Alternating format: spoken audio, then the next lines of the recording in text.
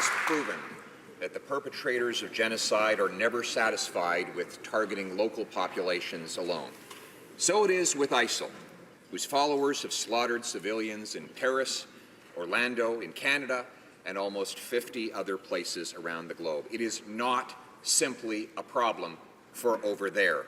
The Liberals have recognized in changing their mind that ISIL is committing genocide. Will they change their minds again and reverse the Prime Minister's naive decision to end the air combat mission against this genocidal death cult? Madam Speaker, this House was right to decide that in order to be sure that atrocities are a genocide, we need to follow the most highest standard possible. And it's why we act after we have seen a report of the United Nations. But this is not the main point. The main point is that Canada is on the ground.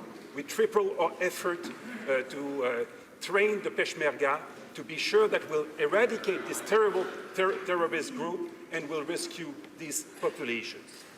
Honourable member for Carleton.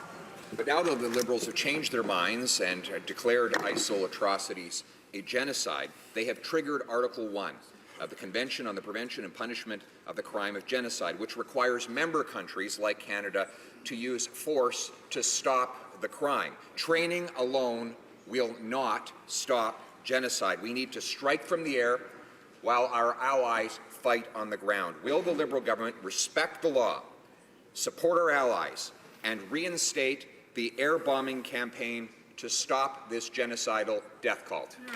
Honourable Minister.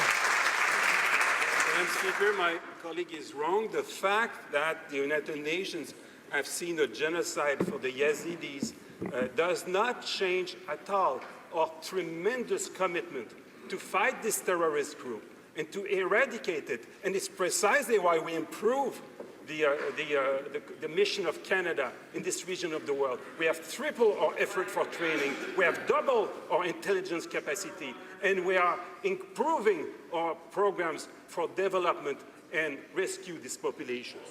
Member for Carleton. Madam Speaker, the previous government demonstrated that you can simultaneously train our allies on the ground while we fight the enemy from the sky.